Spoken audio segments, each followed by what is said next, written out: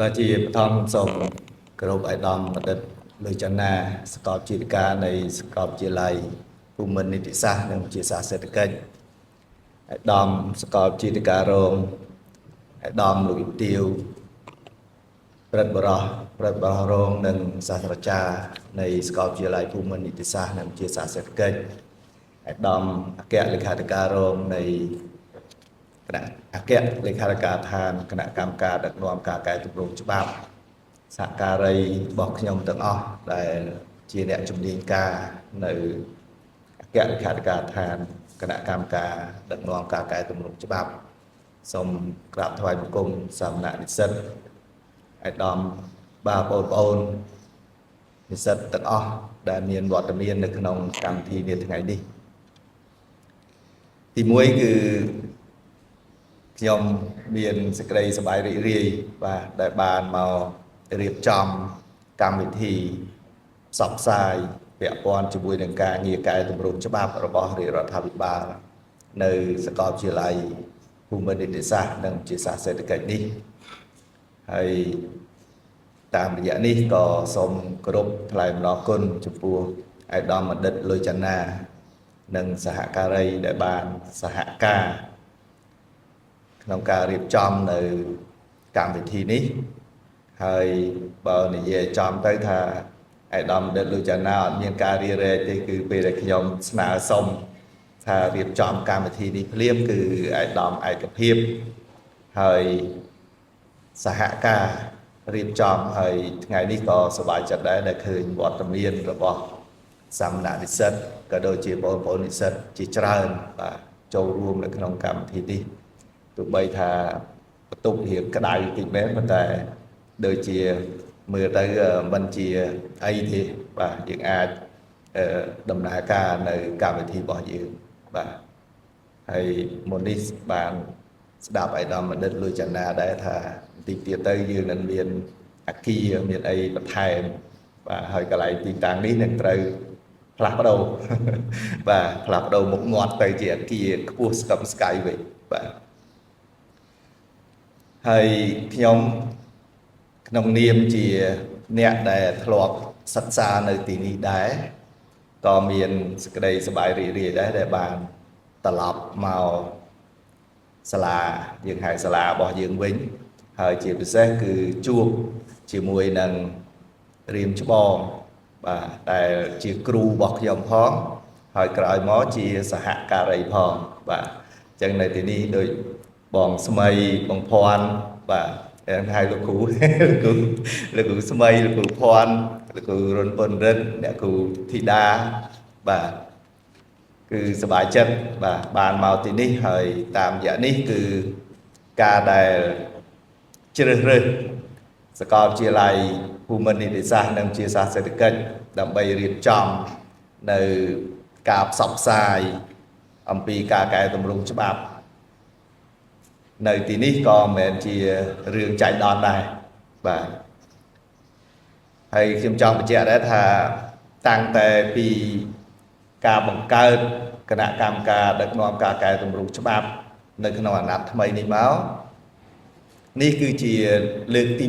1ដែលអគ្គលេខាធិការដ្ឋានគណៈកម្មការដឹកនាំការកែតម្រង់ច្បាប់រៀបចំកម្មវិធីផ្សព្វផ្សាយអំពីការកែតម្រង់ច្បាប់នេះបាទហើយរើសយកសាកលវិទ្យាល័យយើងដំបូងគេនេះបាទគឺអាចថាទី1ជាការសម្ដែងនៅការដឹងគុណ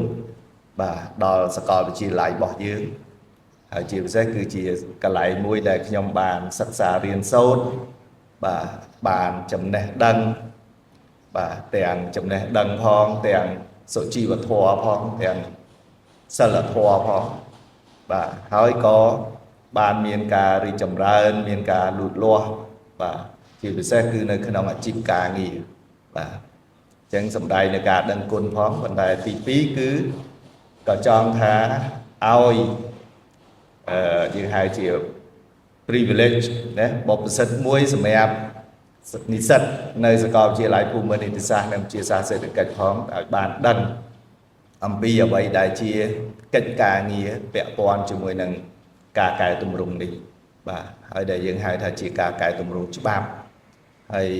តាមរយៈបញ្ជីវត្តមានសមាជិកភាពដែលចូលរួមឃើញថាយើងមានអ្នកដែលរៀនច្បាប់ផងរៀនបាទដូចច្បាប់ភាសាខ្មែរផងភាសាអង់គ្លេសផងមានអ្នករៀនខាងទំនាក់ទំនងអន្តរជាតិមានអីបាទហើយដែលប្រធានបទរបស់យើងនេះគឺជាប្រធានបទមួយដែលដោយអាដាមដិតលុយច័ន្ទណាលើកឡើងមុននេះគឺថាវាមានសារៈសំខាន់ហើយជាប្រយោជន៍បាទសម្រាប់យើងដែលជាសាមណនិស្សិតដែលជានិស្សិតហើយជាពិសេសគឺអ្នកដែលយើងហៅថារៀននៅឆ្នាំទី3ឆ្នាំទី4ដែលចិត្តនឹងបញ្ចប់នៅការសិក្សារបស់ខ្លួនបាទតកតងជាមួយនឹងកិច្ចការងារកែតម្រង់នេះបាទយើងអ្នករៀនច្បាប់យើងដឹងថាបាទមិនថាតែអ្នករៀនច្បាប់ប៉ុន្តែទូទៅក៏អាចយល់ដែរថានៅក្នុងសង្គមយើងមាននិយមច្រើនដែលមកគ្រប់គ្រងទំនាក់ទំនងរបស់យើងណាអញ្ចឹងយើងបានរៀនហើយថាវាមានជានិយមសិលធម៌ទំនៀមទម្លាប់ប្រពៃណីសាសនាសុជីវធម៌បាទហើយបន្ថែមពីលើហ្នឹងក៏វាមានច្បាប់ដែរហើយដែលនិយមទាំងអស់នេះគឺពេលខ្លះវាជាន់គ្នាវាដូចគ្នាពេលខ្លះក៏ទទួលឥទ្ធិពលពីគ្នាទៅវិញទៅមកប៉ុន្តែនិយមមួយដែលយើងហៅមានលក្ខណៈចាប់បង្ខំឲ្យយើងគោរពទាំងអស់គ្នាហ្នឹងគឺយើងមានច្បាប់ហើយយើងរៀនច្បាប់យើងបានដឹងអំពី rational អំពីហេតុផលដែលនាំឲ្យមានការបង្កើតច្បាប់បាទច្បាប់មួយដែលវាមានលក្ខណៈយើងហៅអព្យាក្រឹតវត្ថុវិស័យ objective ហើយដែលយើងហៅនៅចំណុចកណ្ដាលមួយសម្រាប់យកមកគ្រប់គ្រងទៅលើអិរិយាបថទៅលើទំនាក់ទំនងរបស់ពួកយើងនៅក្នុងសង្គមបាទហើយកម្ពុជាយើងក៏ក្នុងប្រវត្តិសាស្ត្ររបស់យើងនេះក៏យើងបានរៀបចំឲ្យមានជាច្បាប់មានជាអីនេះមកផងដែរហើយដែលថ្ងៃនេះបាទក៏អាចរំលឹកឡើងវិញដែរតកតងនឹងការជំរើសយកប្រព័ន្ធច្បាប់តើយើងយកប្រព័ន្ធច្បាប់មួយណារបៀបខាងអង្គឡូសាក់សុងឬក៏របៀបខាង civil បាទអាហ្នឹងគឺសុទ្ធតែជាជំរើសបាទនៅក្នុងប្រព័ន្ធច្បាប់ធំហើយដែលពេលខ្លះវាមានឥទ្ធិពលមកលើប្រទេសរបស់យើងផងដែរបាទប៉ុន្តែអ្វីដែលជាកម្មវត្ថុនៃការលើកយកមកបញ្ជាក់នៅក្នុងសិក្ខាសាលាយើងថ្ងៃនេះប្រវត្តិសាស្ត្ររបស់កម្ពុជាយើងវារាប់ពាន់ឆ្នាំហើយប៉ុន្តែដែលលើកជាសំខាន់គឺក្រោយឆ្នាំ1979បាទហើយលើក79បាទរហូតមកដល់ពេលនេះបាទវា46ឆ្នាំហើយដែលយើងកសាងប្រទេសឡើងវិញពីចំណុច0បាទហើយខ្ញុំលើកចំណុចនេះគឺបានន័យថាការកសាងប្រទេសក៏វាដើរទន្ទឹមគ្នាជាមួយនឹងការកសាងច្បាប់ដែរបាទ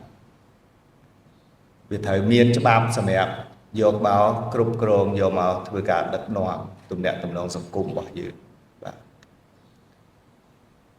ដល់តាក់ទងជាមួយនឹងការកសាងច្បាប់នៅប្រទេសយើងបាទ79ដល់93បាទ93យើងមានរដ្ឋធម្មនុញ្ញថ្មីហើយពី93មកយើងដំណើរការដែលយើងបានជ្រើសរើសយកបែបផែនមួយដែលយើងហៅថាជាប្រទេសនីតិរដ្ឋបាទអញ្ចឹងនីតិរដ្ឋយើងគោរពយើងលើកតម្កើងច្បាប់ជាធំបាទហើយយើងខិតខំប្រឹងប្រែងកសាងច្បាប់អ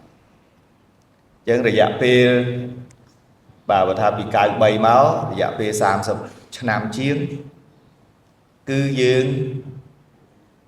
កែតម្រង់ វិស័យច្បាប់របស់យើងនេះតាមរយៈការខិតខំប្រឹងប្រែងកសាងច្បាប់សម្រាប់យកមកគ្រប់គ្រងនៅក្នុងប្រទេសរបស់យើងបាទហើយការកែតម្រង់ដែលយើងបានចាប់ផ្ដើមដំបូងធំជាងគេគឺនៅឆ្នាំ2003បាទហើយនៅពេលនោះគឺយើងធ្វើការកែតម្រង់ទាំងច្បាប់ហើយនឹងវិស័យតុលាការបាទគឺយើងហៅវិស័យយុត្តិធម៌បាទចឹងពី2003មកបាទប៉ុន្តែយើងនិយាយទៅថាពី93មកនេះគឺយើងខិតខំប្រឹងប្រែងធ្វើច្បាប់បាទហើយយើងធ្វើច្បាប់នេះភាគច្រើនពេលចាប់ផ្ដើមនេះគឺមិនសូវមានខ្មែរយើងបានធ្វើទេបាទច្រើនតែជំនាញការបរទេសគេមកជួយបាទ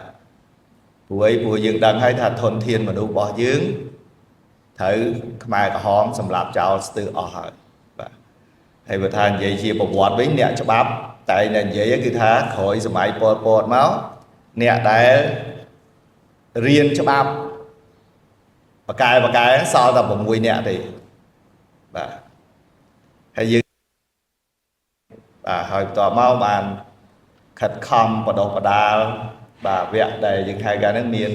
DECP មានអីបាទជាបន្តបាទអញ្ចឹងការរៀបចំគឺយើងតាមតែជំនាញការអញ្ចឹងជំនាញការបារាំងជំនាញការអាមេរិកជំនាញការកាណាដាហើយធម្មតាទេគឺតែរៀនច្បាប់ប្រទេសណាចេះច្បាប់ប្រទេសហ្នឹងហើយបើចេះច្បាប់ប្រទេសហ្នឹងគឺពេលដែលយកមកសរសេរច្បាស់ជាគំនិតចេញពីហ្នឹងហើយណាអញ្ចឹងហើយបានយើងកសាងច្បាប់ជាបន្តបន្ទាប់មកគឺជាច្បាប់មួយដែលពេលខ្លះគឺជាគំរូគឺជា model ចេញពីប្រទេសគេពីបរទេសហើយនៅស្រុកយើងអ្នកផ្ដល់ជំនួយមានគ្រប់មានយើងហៅនិយាយចំថាមកទាំងពីប្រព័ន្ធ common law ដែលខ្ញុំហៅថាប្រព័ន្ធច្បាប់អង្គរសាសន៍នេះហើយទាំងប្រព័ន្ធ civil law ប្រព័ន្ធច្បាប់ civil បាទអញ្ចឹងមកទាំងអស់បាទហើយយើងក៏ទទួលទាំងអស់ដែរនៅក្នុងការរៀបចំនៅច្បាប់សម្រាប់គ្រប់គ្រងហើយមកដល់ពេលនេះយើងមានច្បាប់របស់យើងជាង600បាទឥឡូវដូចថែមទៀត644 45អីបាទដែលយើងហៅជាច្បាប់តែម្ដងតែត្រូវបានសភាទាំង7អាណត្តិបានអនុម័តបាទអញ្ចឹងយើងរៀបចំដោយទទួលនៅយើងហៅជំនួយបច្ចេកទេសពីបរទេសហើយដែលតាមរយៈហ្នឹងវាធ្វើឲ្យប្រព័ន្ធច្បាប់យើងគឺជាប្រព័ន្ធមួយដែលវាមានលក្ខណៈចម្រុះបាទហើយចម្រុះឥឡូវមកដល់ពេលនេះយើងត្រូវចូលរួមទាំងអស់គ្នាដើម្បីកំណត់ថាតើប្រព័ន្ធច្បាប់កម្ពុជាយើងជាប្រព័ន្ធច្បាប់អី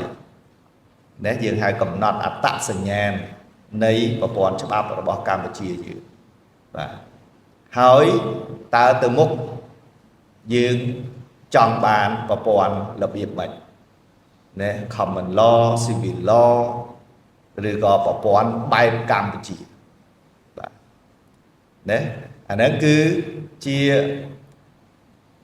អ្វីដែលយើងហៅជាស្ថានភាពពាក់ព័ន្ធជាមួយនឹងការរៀបចំនៅប្រព័ន្ធច្បាប់របស់កម្ពុជាយើងបាទពី2003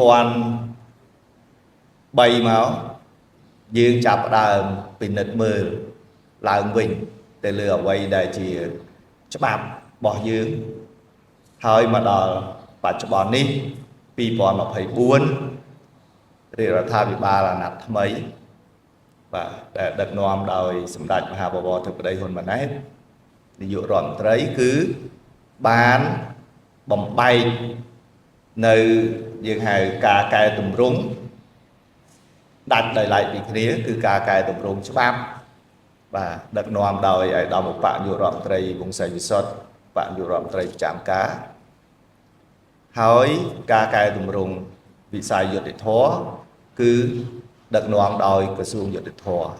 បាទចឹងចែកគ្នាដាច់កាលពីមុនគឺនៅជាមួយគ្នាបាទហើយ2024នេះគណៈកម្មការដឹកនាំការកែតម្រង់ច្បាប់បានដាក់ជាទិសដៅធំមួយគឺថាពិនិត្យមើលឡើងវិញនៅអ្វីដែលបានរៀបចំមកហើយបាទ93បាទមកដល់2024យើងមានច្បាប់ច្រើនហើយក៏យើងបានធ្វើការពិនិត្យឡើងវិញត្រូវធ្វើវិសោធនកម្មត្រូវកែសម្រួលទៅអីហ្នឹងគឺជាប្រចាំមកហើយបាទប៉ុន្តែមកដល់ពេលនេះគឺយើងចង់ធ្វើឲ្យវាមានលក្ខណៈជារចនាសម្ព័ន្ធមានលក្ខណៈបតិកលាបាទអញ្ចឹងត្រូវមើលឡើងវិញណាពិនិត្យឡើងវិញនៅអ្វីដែលជាច្បាប់ចាស់របស់យើងបាទតើច្បាប់ណាដែលវាមានបញ្ហាបាទអនុវត្តមិនបានមិនមានសង្កត់ភាពមានយើងហៅការប្រទាំងប្រទើសគ្នាបាទអញ្ចឹងអានេះគឺសុទ្ធតែជាចំណុចសំខាន់ដែលយើងត្រូវធ្វើបាទនៅក្នុងការយើងហៅថាកែតម្រង់នេះបាទហើយប្រហែលជាយើងទាំងអស់គ្នាចាំហើយនៅប្រសាសន៍របស់សម្ដេចតេជោហ៊ុនសែនបាទដែលលោកបានមានប្រសាសន៍ថាកែតម្រង់រស់មិនកែតម្រង់ស្លាប់ណាហើយពាក្យនេះមិនថាអនុវត្តតែចំពោះរឿងការកែតម្រង់ច្បាប់ទេប៉ុន្តែវានៅតែគ្រប់កន្លែងហើយក៏វាអនុវត្តផងដែរចំពោះខ្លួនយើងដែរបាទខ្លួនយើងណាយើងរស់នៅក្នុងសង្គមអាហ្នឹងវាត្រូវតែខិតខំអភិវឌ្ឍខ្លួនបាទមើលខ្លួនឯងគេហៅធ្វើជីវទស្សន៍បាទតែមិនមែនជីវទស្សន៍សម័យខ្មែរក្រហមទេណាបាទជាជីវទស្សន៍សម័យរបស់យើងនេះដែលថាត្រូវមើលខ្លួនឯងយើងខ្វះខាតកន្លែងណាបាទខុសឆ្គងមានចន្លោះអីកន្លែងណាហើយយើងខិតខំប្រឹងប្រែងកែលម្អខិតខំប្រឹងប្រែងអភិវឌ្ឍខ្លួនយើងបាទអញ្ចឹងនេះគឺយើងហៅជាការកែតម្រង់មួយដែរសម្រាប់ខ្លួនយើងប៉ុន្តែនៅក្នុងការដឹកនាំរដ្ឋបាទការកែតម្រង់គ្រប់បែបយ៉ាងនេះគឺមានសារៈសំខាន់ហើយហើយជាយើងបានដឹងដែរថាកំណែតម្រង់ជាគន្លឹះរបស់រាជរដ្ឋាភិបាលគឺយើងមាន5សំខាន់បាទដែលទីទៀតនៅក្នុងបទបង្ហាញនឹងមានការលើកឡើងគឺយើងមានការកែតម្រង់ច្បាប់ការកែតម្រង់វិស័យយុត្តិធម៌ការកែតម្រង់ប្រព័ន្ធហិរញ្ញវត្ថុសាធារណៈការកែតម្រង់យើងហៅការគ្រប់គ្រងរដ្ឋបាលបាទទាំងថ្នាក់នៅក្នុងថ្នាក់ក្រោមជាតិបាទហើយនឹងចុងក្រោយគឺជាកំណែតម្រង់មួយដែលសំខាន់ជាក្តីសង្ឃឹមដែរគឺការកែតម្រង់រដ្ឋបាលសាធារណៈដែលដឹកនាំដោយអនុវត្តបាទដឹកនាំអនុវត្តដោយអាយដាមហ៊ុនម៉ាណីឧបនាយករដ្ឋមន្ត្រីនិងជារដ្ឋមន្ត្រីក្រសួងមុខងារសាធារណៈយ៉ាងបែបយើងបានតាមដានណាគឺសំខាន់មួយដែរគឺតកតនឹងការប្រឡងការប្រឡងចូលបាទធ្វើការងាររាជការនេះគឺមានយើងហៅការកែតម្រង់ធំមែនតើបាទហើយដែលសម្រាប់ពួកយើងដែលជាអ្នករៀនច្បាប់បាទរៀនចប់ទៅបាទក៏ជាឱកាសមួយបាទសម្រាប់យើងក្នុងការប្រឡងបាទដើម្បីធ្វើការងារនឹងដែរហើយថ្ងៃនេះខ្ញុំនឹងបញ្ជាក់បន្តិចដែរថាក៏អាចមានឱកាសដែរបាទសម្រាប់ការងារជាមួយនឹងអគ្គលេខាធិការដ្ឋានគណៈកម្មការដឹកនាំការកែតម្រង់ច្បាប់កម្មវត្ថុនៅក្នុងការរៀបចំនៅថ្ងៃនេះដោយចំណងជើងនៃកម្មវិធីរបស់យើងគឺយើងនិយាយអំពីការកែតម្រង់ច្បាប់នៅកម្ពុជាហើយដែលនៅក្នុងនោះគឺយើងមានខ្ញុំបានរៀបចំនៅវាគ្មិន2រូបដែលជាអ្នកជំនាញការនៅក្នុង kẹt khả cả thán và cứ lục sợi chăn phuống hay nâng lục đinh xì đài và đại quạt nâng chạy khíaក្នុងការធ្វើបទបង្ហាញនេះបាទហើយដែលនៅក្នុងបទបង្ហាញនេះគឺទី1ឲ្យបានដឹងអំពីអ្វីដែលជាការវិវត្តនៃប្រព័ន្ធច្បាប់របស់កម្ពុជាប៉ុន្តែមិនស៊ីជម្រៅទេបាទគ្រាន់តែឲ្យបានដឹងហើយក៏ជាការបណ្ដុះគំនិតឲ្យធ្វើការស្រាវជ្រាវដែរបាទ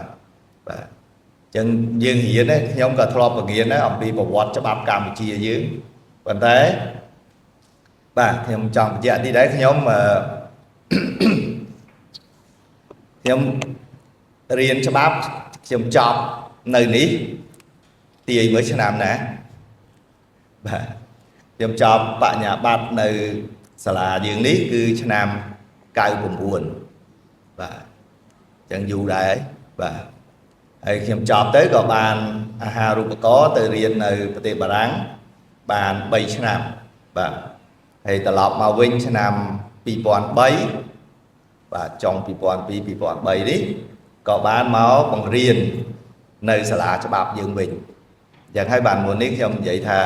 ជាលោកគ្រូអ្នកគ្រូខ្ញុំផងហើយជាសហការីផងបាទអញ្ចឹងក៏បានមកបង្រៀននៅទីនេះវិញបាទបង្រៀនច្រើនឆ្នាំដែរជាង10ឆ្នាំដែរបាទទើបតែឈប់ពី2020មកទេសំដៅ2016បាទ2016 2017ហ្នឹងគឺក៏ឈប់បាទដោយសារអត់មានពេលហើយខ្លាចបើយកមកបង្រៀនទៅហើយអាសាឈប់ខ្លាចកូនសិស្សគាត់ផ្ដឹងអញ្ចឹងក៏អត់ហ៊ានយកទេបាទអញ្ចឹងនៅ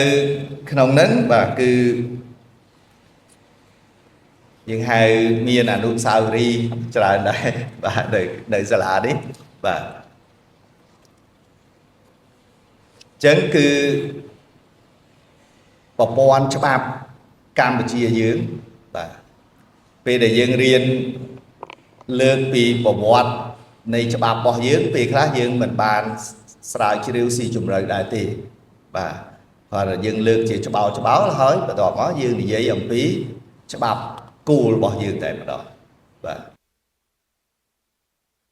ជាការរំលឹកខ្លះ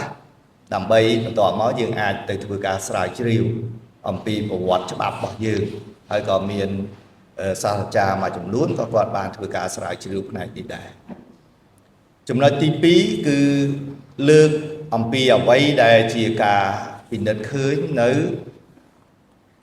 អាចថាជាបញ្ហាខ្លះរបស់ប្រព័ន្ធច្បាប់របស់យើងបាទអញ្ចឹងយើងអាចគិតមើលតើមកដល់បច្ចុប្បន្ននេះតើយើងមានបញ្ហាអីខ្លះដែលជាបញ្ហាពាក់ព័ន្ធជាមួយនឹងច្បាប់របស់យើងប្រព័ន្ធច្បាប់របស់យើងបាទទាំងការអនុវត្តទាំងការរៀបចំតាក់តែងបើនិយាយចំគេហៅនៅក្នុងវត្តរបស់ច្បាប់អញ្ចឹងវត្តរបស់ច្បាប់របស់លិខិតបទដ្ឋានគតិយុត្តមួយវាមានអីវាមានការតាក់តែងបាទតាក់តែងហើយអនុម័តហើយត្រូវអនុវត្តបាទហើយពេលដែលអនុវត្តវាត្រូវមានវត្តមួយទៀតគឺអីតាមដានត្រួតពិនិត្យវាយតម្លៃបាទថាតើអនុវត្តទៅនឹងវាយ៉ាងម៉េចណាវាល្អមិនល្អហើយយើងរៀនលោកគ្រូយើងគាត់ច្បាស់ជាប្រាប់ថាអូច្បាប់នេះវាមានបញ្ហាកន្លែងនេះបាទច្បាប់នេះវាខ្វះបាទច្បាប់នេះវាអត់មានសង្កត់ភាពបាទអញ្ចឹងអានេះដែលជាបញ្ហាដែលអ្នកធ្វើបទបង្ហាញរបស់យើងគាត់នឹងបញ្ជាក់បាទចំណុចទី3គឺនឹងលើកឡើងដែរពាក់ព័ន្ធជាមួយនឹងយើងហៅកំណែទម្រង់គន្លឹះមួយចំនួនរបស់រាជរដ្ឋាភិបាលហើយនឹងសាវតានៃការធ្វើការកែទម្រង់ច្បាប់នៅកម្ពុជាយើងបាទហើយនៅក្នុងប្រធានបទនេះគឺនឹងលើកបញ្ជាក់ថាតើយើងកែទម្រង់យើងធ្វើអីខ្លះណា សកម្មភាពអីខ្លះដែលយើងត្រូវធ្វើដើម្បីជំរុញការកែតម្រង់ច្បាប់របស់យើងឲ្យស្របជាមួយនឹងអ្វីដែលមានចែង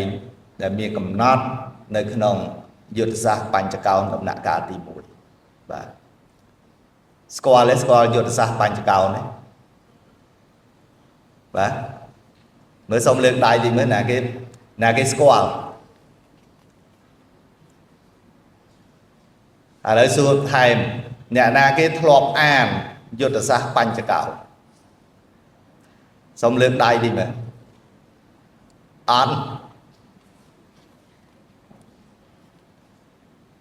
ដែលអានទេចុះយុទ្ធសាស្ត្រចក្រកោណមានដែលអានទេបាទអញ្ចឹងបើថាអត់ទេគឺទៅរកយកមកអានហើយបើថានេះវាយទូរស័ព្ទខ្លួនឯងហ្នឹងដាក់តែយុទ្ធសាស្ត្របញ្ចកោណទៅហើយយកមកមើលអានេះជាចំណុចមួយខ្ញុំអាចបញ្ជាក់ដែរខ្ញុំសុំពេលបន្តិចចុះកាលខ្ញុំនៅរៀនខ្ញុំអត់សូវចាប់អារម្មណ៍អញ្ចឹងដែរបាទហើយដែលអត់ចាប់អារម្មណ៍នេះវាធ្វើឲ្យចំណេះដឹងទូទៅរបស់ខ្ញុំជាពិសេសពាក់ព័ន្ធជាមួយនឹងគោលនយោបាយវាមានការខ្វះខាតបាទហើយខ្ញុំត្រូវចំណាយពេលដើម្បីទៅអានវាឡើងវិញនៅពេលក្រោយបាទហើយដែលវាអត់ទាន់បច្ចុប្បន្នភាពបាទជាពិសេសយើងអ្នករៀនច្បាប់នេះអត់ត្រូវចោលនយោបាយទេបាទហើយក៏មិនត្រូវចោលអ្វីដែលជាគោលនយោបាយអ្វីដែលជារឿងច្បាប់ដែលកើតមានឡើងនៅក្នុងប្រទេសយើងដែរបាទអាហ្នឹងសូមត្រូវតែមើលត្រូវតែតាមដានឲ្យទាន់បាទខ្ញុំកាលនៅដឹកនាំគណៈមេធាវីសម្ភាសនិស្សិតដែលទៅប្រឡងចូលធ្វើមេធាវីបាទហើយកាលហ្នឹង2023ចំពេលដែលមានការធ្វើវិសោធនកម្មរដ្ឋធម្មនុញ្ញបាទច្បាស់និស្សិតដែលខ្ញុំសួរមានតែប្រហែលជា 5% ទេដែលដឹងអំពីវិសោធនកម្ម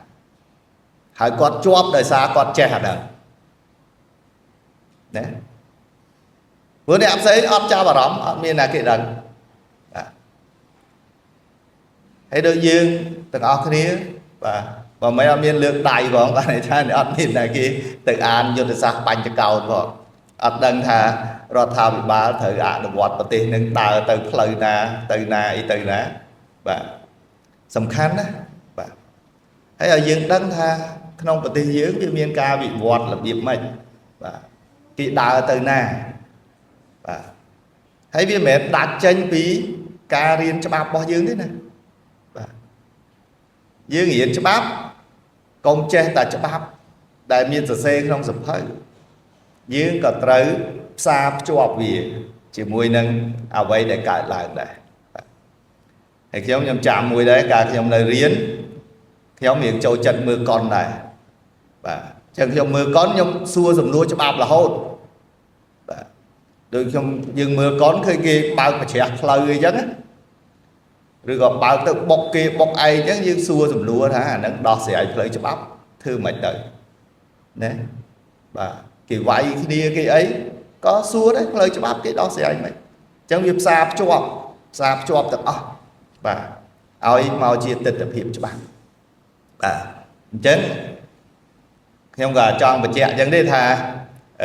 អ្នកខ្លះយើងអត់បានតាមដានយើងអត់បានយកពេលវេលាទៅមើលបាទហើយខ្ញុំ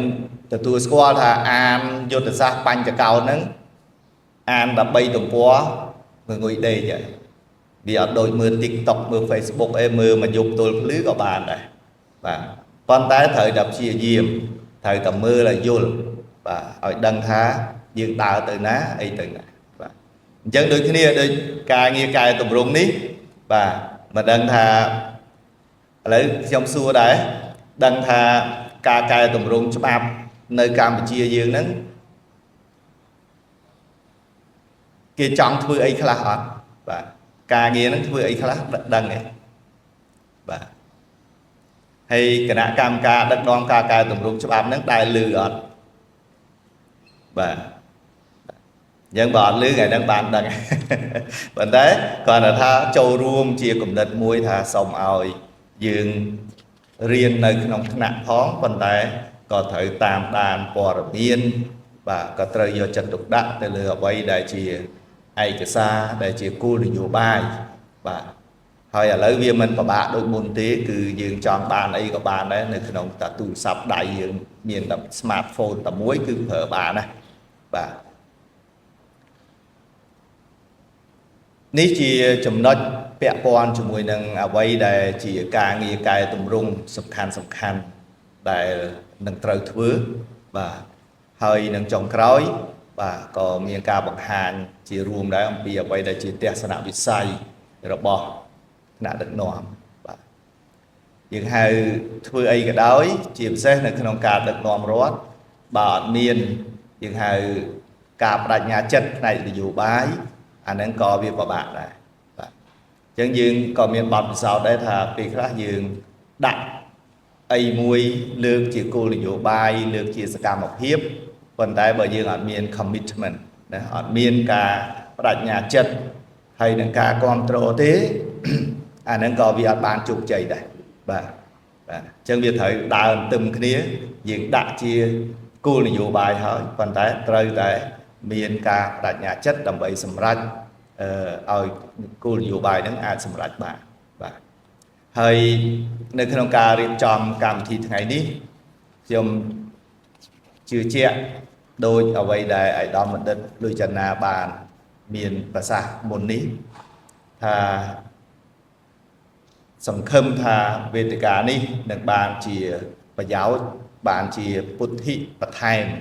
bà sầm rạch xăm nạn đi sất cả đôi chia ôn đi sất tất đó ai ở dương xăm cho bàn rồi viên ở đây đại dương cặp bông sạch xá chỉ mùi nâng sắc cam một hiệp chỉ mùi nâng cô nhiều bài đại riêng là thà bị bà cặp bông đại thứ bà hỏi có ai thà chia cả một thay chùm rừng mùi tiền đây xem em ôn tận ọt đại và cho dương riêng cho bắp trên từ với dương trẻ là kết thả dương chọn đào từ hổ cả nghĩa được không bị sai cho bắp chứ là cái này khai ca than cái nạ cam ca đất non ca cài tụm lục cho bắp đấy có a chia cả lại mùi đại xem em anh cốt ca nghĩa bỏ dương hơi dương mưa tới ca nghĩa cài tụm lục cho bắp đấy bà đạp bay trong crowd dương bàn kết ca muối để dương hai thà bố là nặng hiếp này và bọn cho bác Campuchia nâng chê rập hiếp này nị tệ rõ này vào bật hoa nị tệ rõ bố là nặng hiếp này rất là thơ bật bố là nặng hiếp này và bọn cho bác Campuchia nâng chê rập hiếp này vào bật hoa nị tệ rõ chẳng đầm bay ba là nâng bà nạ được đó bằng kết cú tha dương thời cà phê mấy có và hai chia một thầy năm lại và đầm bay thưa ca như này chẳng dương không có sang màu chiên xài sập cho năm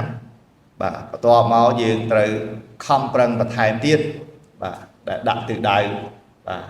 một thầy cho năm chẳng bằng thầy cho năm và thà kết ở dụng trong mấy bài gì ai nơi bà và nơi làm bay mưa đại và ông bia bay đại chỉ càng như thế chứng miền Bắc cả và thầy và hơi và sân chỉ chào và róm và tận nẹt tận đốm và xua nhom các bạn xua nẹt cho đi ca để chui riêng trong cảm thi này ngày ní hơi và mưa đấy cứ nẹt cho đi ca dưỡng sạch là hiện mình chỉ chạy mà đại tỷ nét sạch là hiện sông ngơm tí nè chỉ nên ca dưới ở kia squall không và hay nè khác có chỉ mê tử vi chỉ sa và cha ấy nơi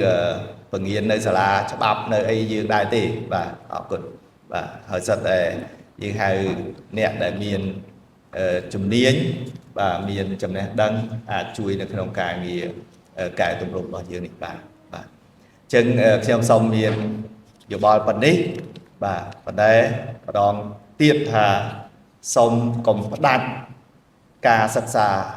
bỏ dương chỉ mùi nâng ở vây đại chia cô là dù bài ở vây đại chia ca nghi bà này lời cho bắp nâng cô là dù bài đại cả nhìn lại được nó sập cùng bỏ dương và vừa đây cứ sầm khăn hay bỏ đồng yên chấm này đấng ta vì chlong phật mà ngay vì dương hỏi ngày khỏi dương từ rô an vĩnh có việc của bà đấy và cái hai dương luôn nấu bắt cho bọn hợp hiếp chỉ mùi nâng bỏ đồng yên để cả miền lại và dương từ không từ rô lại với nhà năng nghiệp của bà đấy chân chỉ trong khói đi cứ xem xong group thầy nó côn chỉ mình đón tiên và chụp buổi đầm đợt lùi chắn na để bàn xã hạ ca và nâng sầm ruột và đó là cả riệp trong nơi cảm thiในថ្ងៃនេះហើយក៏សូមអរគុណផងដែរចំពោះក្រុមការងារដែលជួយរៀបចំបាទទាំងរបស់សាកលវិទ្យាល័យភូមិន្ទនីតិសាស្ត្រនិងវិទ្យាសាស្ត្រសេដ្ឋកិច្ចក៏ដូចជាក្រុមការងារនៃអគ្គលេខាធិការឋានគណៈកម្មការដឹកនាំការកែទម្រង់ច្បាប់ដែលបានជួយរៀបចំកម្មវិធីនេះហើយតាមរយៈនេះគឺក៏ចុងក្រោយសូមគេនពោនិងជូនពរបាទដល់គណៈធិបតីដល់អាដាមលីទាវដល់បងប្អូននិស្សិតទាំងអស់បាទសាមណនិស្សិតសូមជួបតែសេចក្តីសុខសេចក្តីចម្រើនហើយនឹងពុទ្ធពរទាំង4ប្រការកបីគ្លៀងគ្លាតឡើយបាទ